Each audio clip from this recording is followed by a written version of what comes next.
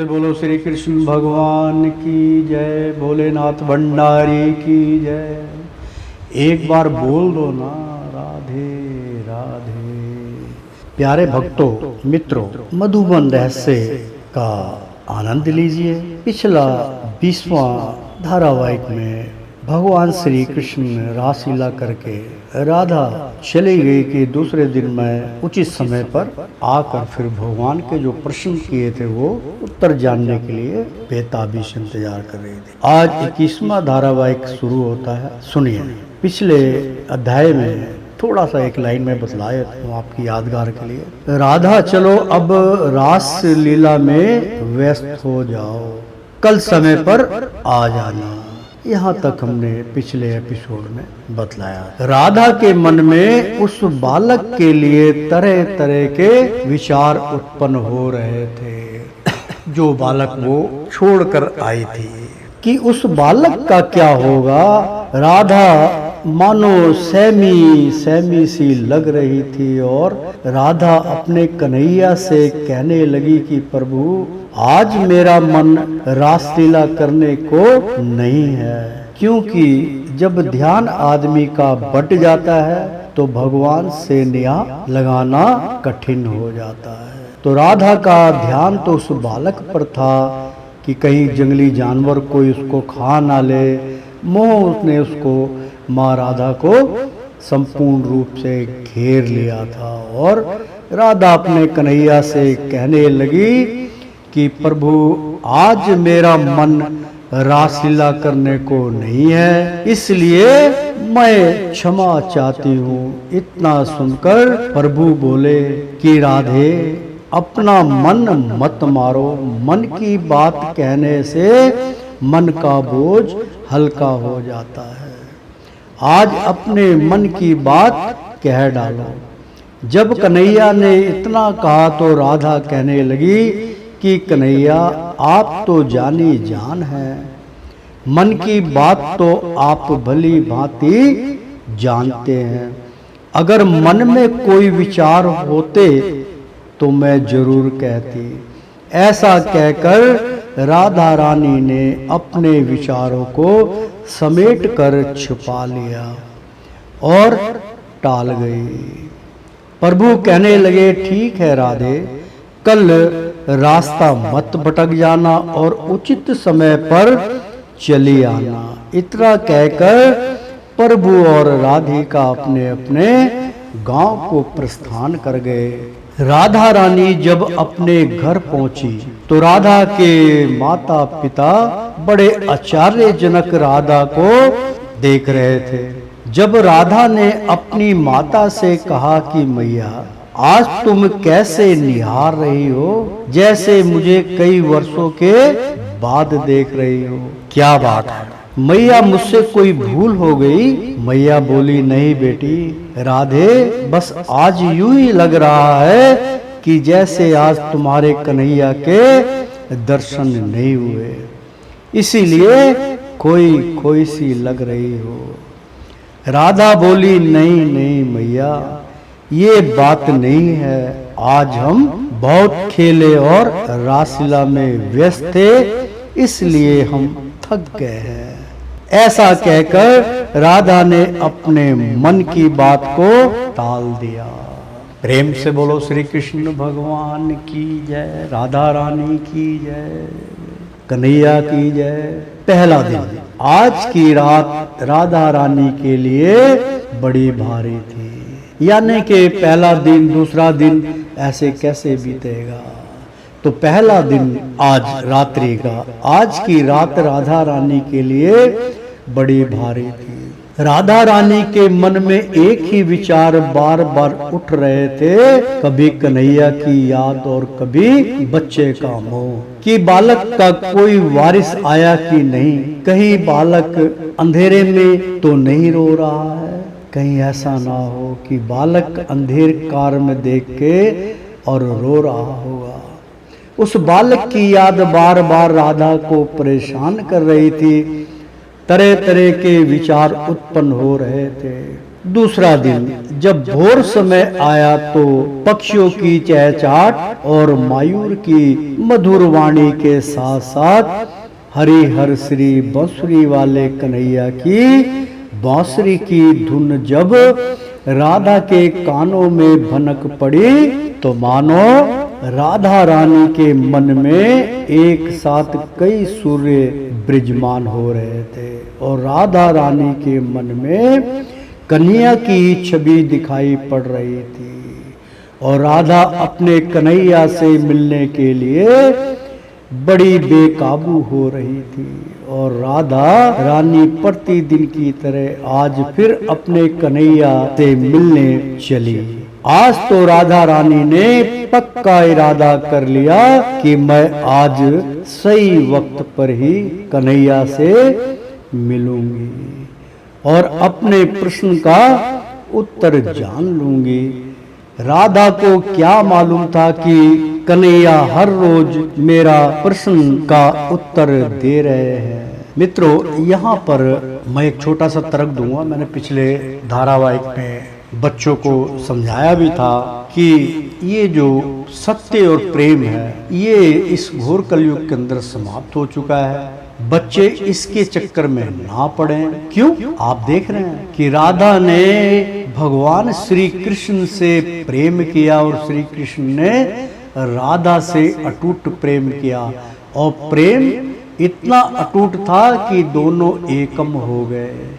राधा कृष्ण में कोई अंतर नहीं, वो तो उनकी लीला थी, वो हरि हैं। वो आपको ज्ञान प्रदान कर रहे हैं।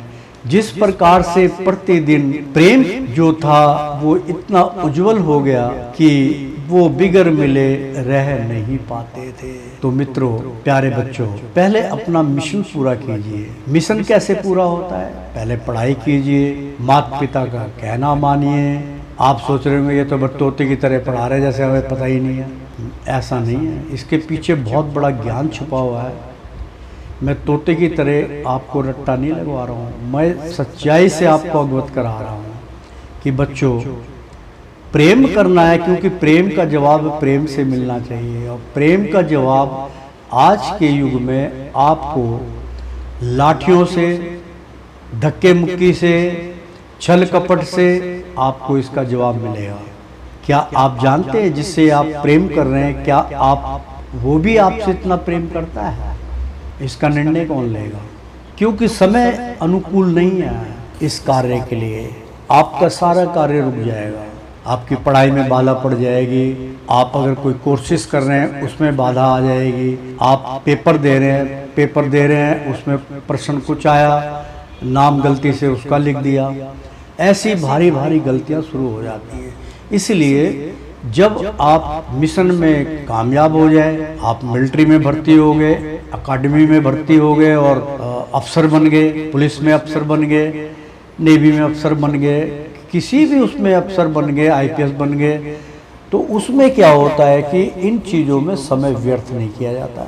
जब ये कामयाबी आपके हाथ लग जाएगी, फिर उसके बाद किशोर अवस्था में आपको फिर माता पिता अपना फर्ज अदा करते हैं, आपका विवाह कर देंगे।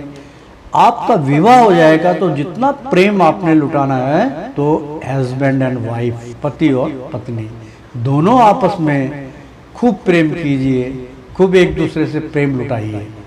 यदि आपने पहले ही प्रेम में खंडन किया होगा तो इसमें उस समय पे भी आपकी ये रोड़ा बनेगी और बाधा बनेगी। इस बात का आप ध्यान रख लीजिए, क्योंकि आजकल हो रहा है ऐसा। शादी के बाद शादी हो जाती है, अच्छा पति मिल गया, सब संपर्क नहीं टूटा। कभी फ्रेंड सर्कल में थे, आज फिर वो बात बढ़ते इतनी बढ़ जाती है कि अब फोन पे बात हो रही है 1 घंटे, फिर गलत फहमी के शिकार बन जाते हैं। तो ऐसे काम क्यों करने हैं? अगर आपने थोड़ा प्रेम करना प्रभु से कीजिए ना, राधा माँ से कीजिए, भगवान हरिनाथ से कीजिए, देखो कितना आनंद आएगा। इस संसार वासियों से प्रेम मत कीजिए, मत कीजिए, मत कीजिए। एक बार बोल दो ना, राधे राधे। तो प्रश्न का उत्तर दे रहे हैं। राधा ने सोचा कि भगवान हरि मेरे को हर वक्त प्रश्नों का उत्तर दे रहे हैं, मेरे को समझ में नहीं आ रहा है।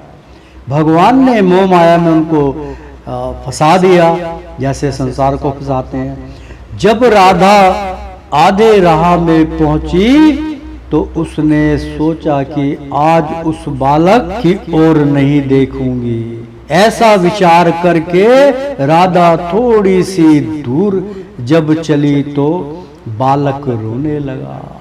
और जब राधा ने बालक की रोने की आवाज सुनी तो राधा के मन में ममता जाग उठी और राधा फिर बालक के पास पहुंच गई और बालक को झट से गोद में लेकर निहारने लगी। और बालक भी देवी राधिका के मोह में फंसकर उनके गोद में आकर चुप हो गया। राधा ने सोचा कि बालक तो बिल्कुल स्वस्थ है, ये बालक 2 दिन से इसी जगह पर पड़ा है और इसके भोजन की भी कोई व्यवस्था नहीं है। इस बालक को कोई ना कोई तो दूध पिलाता होगा। जय श्री हरिनाम। ऐसा विचार राधा के मन में उठने लगे और राधा रानी ने सोचा कि कल जब मैं भोर समय आऊंगी तो इस बालक के लिए दूध की व्यवस्था जरूर करूंगी। और ऐसा विचार करके राधा उस बालक को वही सुरक्षित स्थान में छोड़कर कन्हैया के पास पहुंची और कन्हैया से कहने लगी, कन्हैया मेरे कृष्ण, मेरे गोपाल, आज मैं फिर देर से आई, कन्हैया मुझे क्षमा कर दो। कन्हैया मुस्कुराए और कहने लगे कि राधे चलो रास लीला में व्यस्त हो जाए। परंतु राधा के मन में एक ही विचार उत्पन्न हो रहे थे कि कन्हैया से इस बालक का रहस्य जान लेना चाहिए। मित्रों, यहाँ पर ऐसा तो नहीं कहीं आपका ध्यान चूक जाता हो, क्योंकि बीच में मुझे तर्क देना पड़ता है, तो इसलिए ध्यान से सुना कीजिए आप कि भगवान श्री कृष्ण रासलीला क्यों करते थे। इसका जवाब मैं छोटे में संक्षेप में दे देता हूँ। 1 साल का बालक या 6 महीने का बालक थोड़ा मुस्कुराता है, थोड़ा सा चतुर होता है तो साल का भी नटखट हो जाता है, 2 साल में और ज्यादा नटखट हो जाएगा, 3 साल में उससे ज्यादा हो जाएगा। चाहे बालक हो और चाहे बालिका हो, दोनों की आयु ही नटखट होती है। आप अपने बालकों को देख लीजिए, चुपचाप दांव पाते ही पांव दबा के बाहर निकल जाएंगे खेलने के लिए। माँ मैं खेलने जा रहा हूँ, अच्छा दूर मत जाना, यहीं खेलना। तो ये नटखट है, ये समय ऐसा है, वो बचपना ऐसा होता है, वो प्रेम ऐसा होता है। ना उसमें ऊंच का सवाल है और ना नीच का सवाल है। बालक भगवान का रूप होते हैं, लड़कियां कन्याएं देवी का रूप होती हैं। कैसे?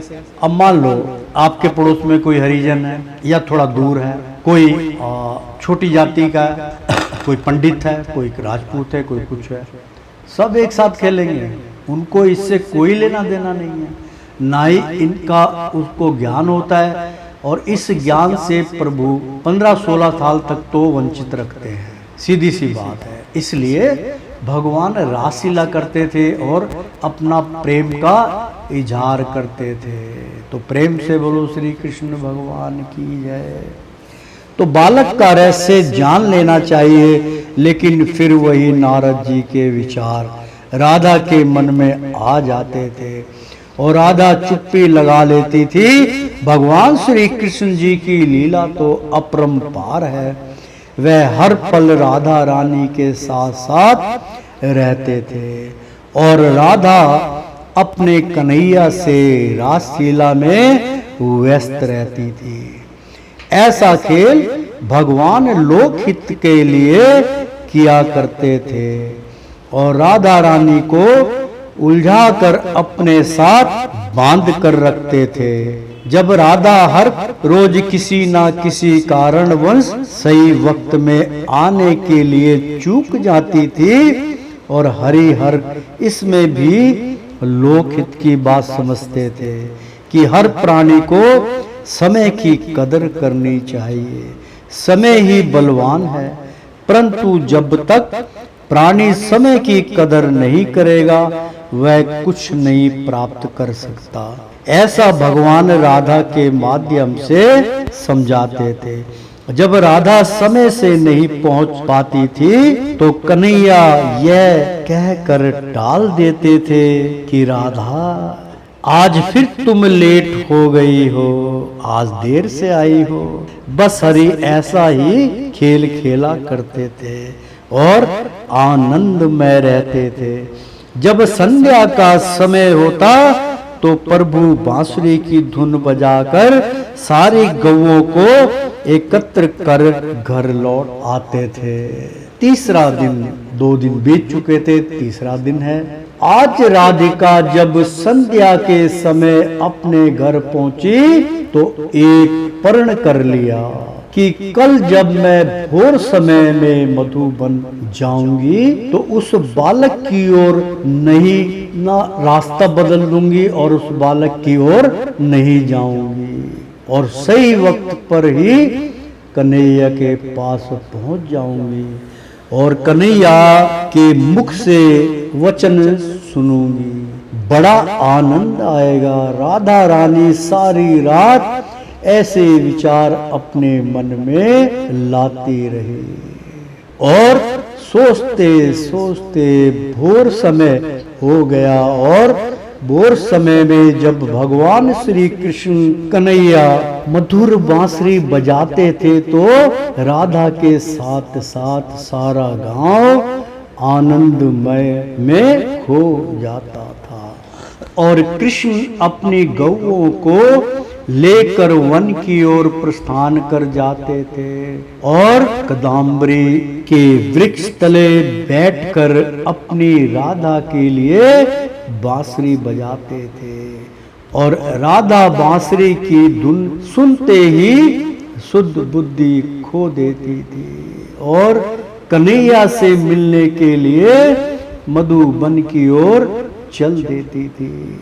आज तो तीसरा दिन था। जब राधा आधी रास्ते में पहुंची तो राधा ने सोचा कि आज तो बालक की ओर देखना भी नहीं है। ऐसा विचार राधा के मन में बार बार आ रहा था। चलते चलते जब बालक के पास की ओर पहुंची तो राधा रानी ने कुछ कदम आगे बढ़ाए और पैर दबाकर चलने लगी। तभी राधा के मन के विचार बदल गए और राधा फिर एक बार मोह के जाल में फंस गई और सोच विचार में पड़ गई कि जरा सी नजर इस बालक की ओर भी डाल दूं। तो प्रेम से बोलो श्री कृष्ण भगवान की जय। मित्रों, इसी को कहते हैं कि प्रभु के प्रति कैसे प्रेम किया जाए। जैसे राधा ने उस बालक से प्रेम किया और उस बालक के मोह में फंस गई, कितना भी मन को उसने समझाने की कोशिश की कि आज मैं नहीं करूंगी, आज मैं नहीं देखूंगी, आज मैं उस राह पे नहीं जाऊंगी, लेकिन इतना प्रेम था उनके प्रति कि जाना ही पड़ा। तो ऐसा प्रेम, ऐसा नेहा लगाइए प्रभु से। मेरे कई बुजुर्ग माताएं बहनें हैं, उनको मैं तो कहता हूं कि प्रभु सबको ऐसा पुत्र दे जो माता पिता की सेवा करे, माता पिता को किसी भी चीज से वंचित ना करे। चाहे माता पिता ने कितना भी दुर्व्यवहार पुत्र से किया या पुत्री से किया, लेकिन आप वैसा व्यवहार उनके साथ मत कीजिए। आपके कर्म से ही उनके विचार बदल जाएंगे और भगवान कहीं ना कहीं उनको स्थान दे देगा। ऐसा पुण्य आप प्राप्त कीजिए। माता पिता की सेवा से बड़ा पुण्य और कोई नहीं।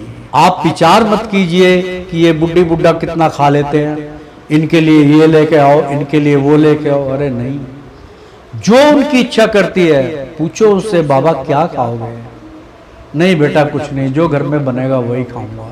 क्योंकि उनके मन में थोड़ी सी शंका होती है कि मैं निकट्टू हूं, अब मैं कमाता नहीं हूं, मैं इनके ऊपर बोझ कैसे बनूं। कभी कभी उनको ये फील होता है। तो मित्रों, अपने माता पिता को कभी फील मत होने दीजिए।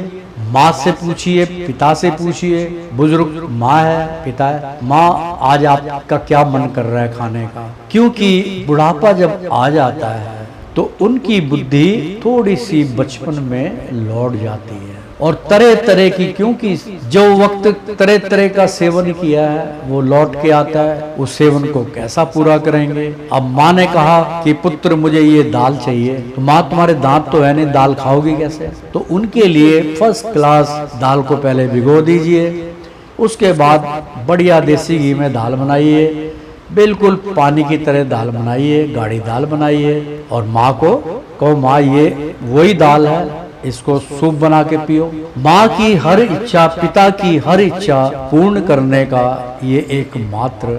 कई बार माँ गाली निकालेगी, आप पिता भी उल्टा बोलेगा, बहू को भी बोल देगा क्या है ये को खाना बनाया, नमक ज्यादा फलान ढिमकान। कोई बात नहीं, वो आपके लिए पुण्य है, वो माँ बाप का आशीर्वाद आपके अंत तक काम आएगा। क्यों? वो क्षणिक होता है। तो माँ का और पिता का कोई भी अल्फाज निकला हुआ वचन समान होता है, आप उसको सरमत्थे पे लगाइए और माता पिता की तय दिल से सेवा कीजिए। अब क्या है कि बहुत कम लोग हैं कि माता पिता की तरफ ध्यान नहीं देते हैं, जो बनाया खा लो, बड़ा रूडली बोलते हैं माता पिता को, कभी नहीं बोलना चाहिए। आप काम पे से गए, पिताजी से पूछे पिताजी भोजन कीजिए, आ जाओ पिताजी भोजन करो, अच्छा बेटा आ रहा हूँ, माता आप भी आ जाओ। पहले सर्वप्रथम उनको भोजन कराइए, उनकी आत्मा तृप्त हो जाए, आपको फल प्राप्त हो गया, उसके बाद आप कीजिए, बच्चों को खिलाइए। इसी में तो सब कुछ छिपा हुआ है, इसी में बहुत रहस्य छिपे हुए हैं मित्रों, इसलिए इसका हमेशा ध्यान रखना चाहिए।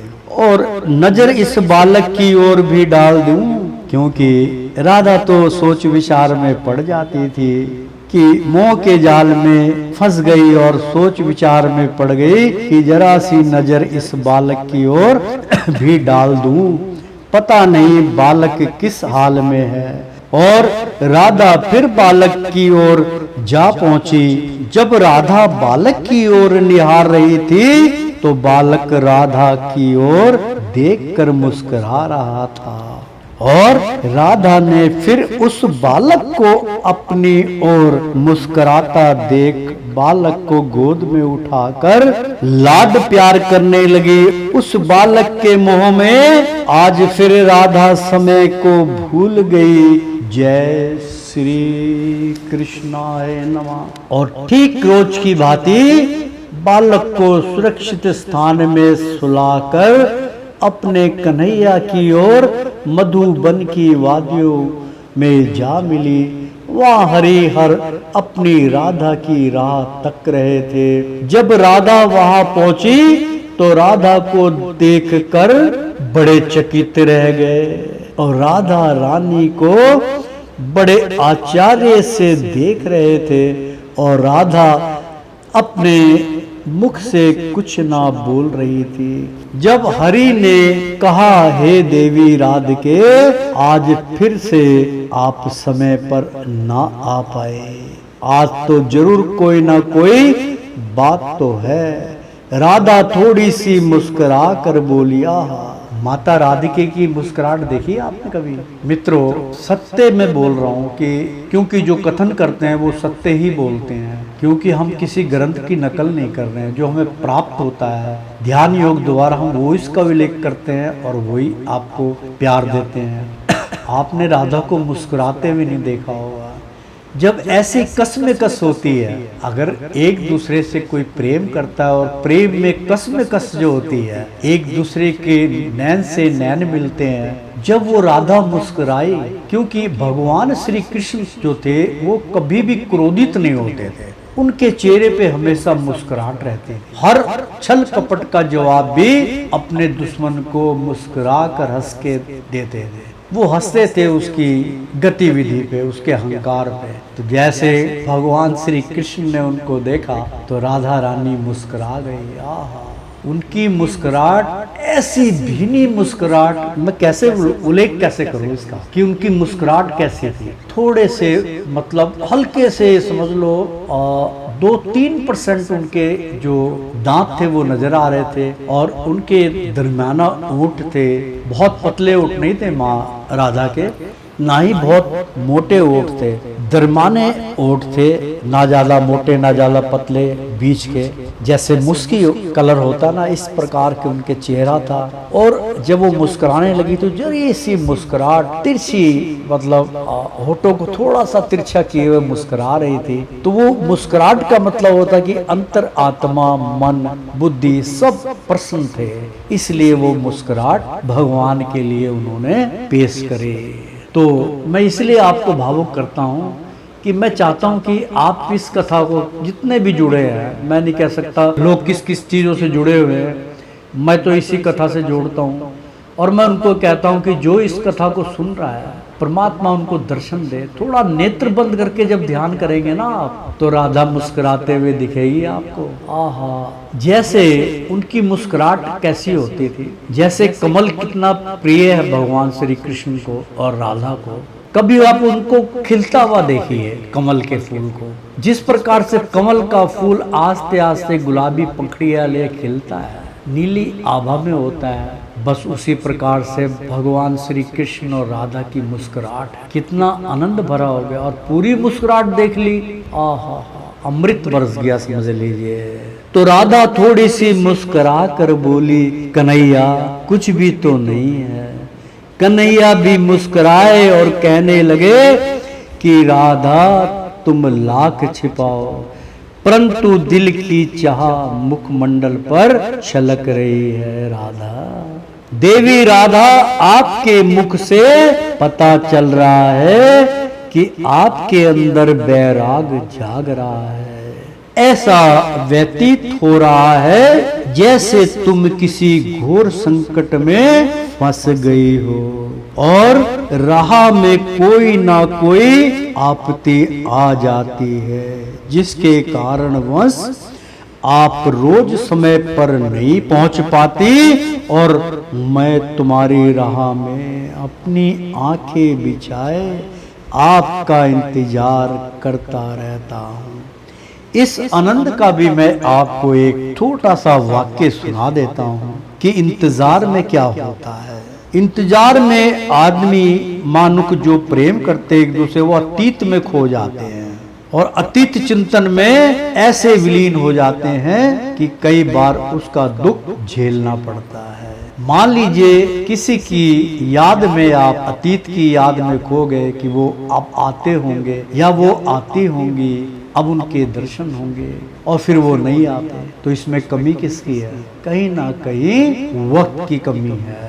वक्त का आपने ठीक तरीके से इस्तेमाल नहीं किया, कदर नहीं की। समय से कोई नहीं लड़ सकता। तात्पर्य कहने का ये हुआ कि जब आप परमात्मा से नेहा लगाते हैं और आपकी तार, आपका लिंक प्रभु से जुड़ जाता है और आपको कुछ ना कुछ ऐसा दिखाई देता है दिव्य दृष्टि से, चाहे वो कल्पनाकृत हो। मान लीजिए एक वन आपको दिखाई दे रहा है, एक सरोवर आपको दिखाई दे रहा है, उसके किनारे देवी देवता स्नान करते हुए दिखाई दे रहे हैं, उसी के बीच में भगवान दर्शनार्थ हो रहे हैं। ऐसे विचारधारा जब सुमरन में आते हैं और फिर जिस दिन नहीं आते, मन टूट जाता है कि प्रभु आज क्यों नहीं आए, क्या हमसे भूल हुई। तो इस छोटी छोटी बातों का भगवान आप सबको इसके माध्यम से, मधुबन रहस्य के माध्यम से, राधा के माध्यम से आपको प्रसाद दे रहे हैं। तो प्रेम से बोलो श्री कृष्ण भगवान की जय। इंतजार करता रहता है, यदि देवी राधिके आपको आने में किसी प्रकार का विलंब है तो मुझे बतलाओ, मैं दूर कर दूंगा। राधा ने हरि हर श्री कृष्ण कन्हैया को जवाब देते हुए कहा कि राधा इतनी व्याकुल हो जाती है आपकी बांसुरी सुनकर कि मुझे समय का आभास ही नहीं रहता। भला आपके रहते हुए मेरी राह में क्या रुकावट आ सकती है। चलो कन्हैया, आज आप बांसुरी बजाओ और मैं नृत्य करूंगी। और भगवान ने अपने मुख द्वारा बांसुरी के सुर निकालने शुरू किए। भगवान श्री कृष्ण ने बांसुरी के माध्यम से पंचम स्वर अनाद बजाने लगे। पंचम स्वर अनाद बाजे, यानी कि जो कभी रुकने वाला नाद नहीं है मित्रों, सिर्फ आप में कमी है। ये नाद कभी नहीं रुकता। आप ध्यान लगाइए, दसम द्वार की दीक्षा लीजिए और आप ये सारे नाद सुनिए, इस नाद में खो जाइए। प्रभु की बांसुरी की आवाज भी आपको सुनाई देगी, जो कभी नहीं रुकती। जैसे ओम का स्वर स्वर श्रेष्ठ है, इसी प्रकार से ये पांचों नाद भी स्वर श्रेष्ठ है। तो वो अनाद बजाने लगे और राधा रानी मायूरी नृत्य करके अपने कृष्ण कन्हैया से प्रेम में हो करके रिझाती रहती थी। तो श्रीमन नारायण नारायण हरि हरि, तेरी लीला सबसे न्यारी न्यारी, बोलो हरि हरि। श्रीमन नारायण नारायण हरि हरि। प्रेम से बोलो श्री कृष्ण भगवान की जय, भोलेनाथ भंडारी की जय। श्रीमन नारायण नारायण हरि हरि, श्रीमन नारायण नारायण हरि हरि। जय जय कृष्णा।